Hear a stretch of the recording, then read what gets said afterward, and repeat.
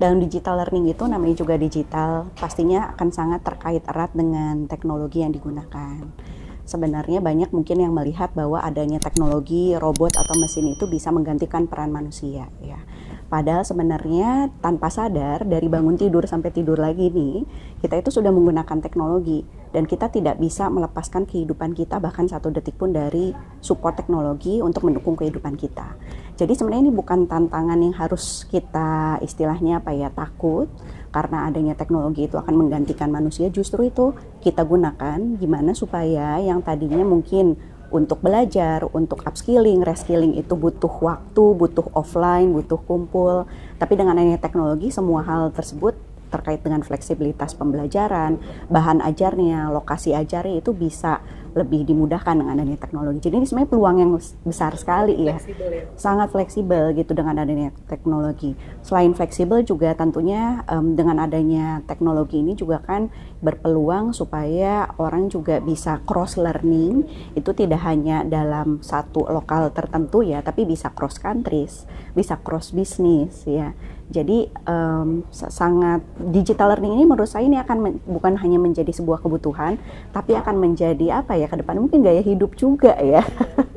Karena kayaknya setiap orang sekarang bisa mengakses informasi, kemudian juga konten pembelajaran dari manapun, baik itu yang paid maupun unpaid, itu bahkan dari genggaman telepon selulernya seperti itu gitu. Jadi peluangnya besar sekali sih, Mbak.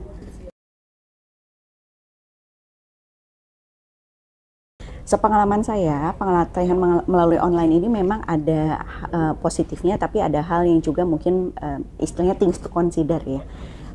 Kalau dari efektivitas itu sebenarnya tergantung siapa peserta didiknya, tujuan dari pelatihannya itu sendiri, kemudian juga tergantung outcome apa yang ingin kita capai gitu. Kenapa tergantung? Positifnya memang pembelajaran online ini satu tadi fleksibel.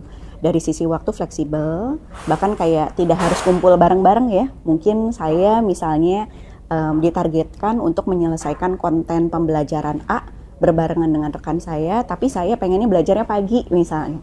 Rekan saya terbiasa belajarnya malam, tapi gimana supaya keduanya itu bisa selesai dalam waktu 1 minggu yang sama, misalnya seperti itu.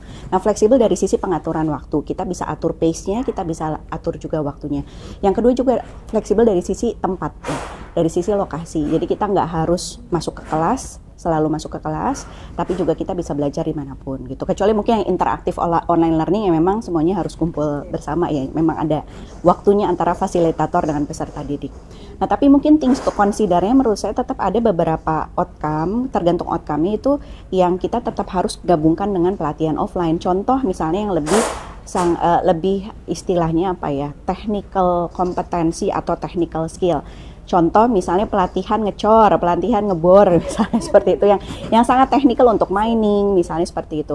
Kalau hanya nonton dari online itu tidak ada praktek offline-nya, itu bisa jadi kurang lengkap pemahaman terkait dengan skill teknisnya tersebut gitu. Jadi ada beberapa hal tergantung konteks dan outcome yang diharapkan.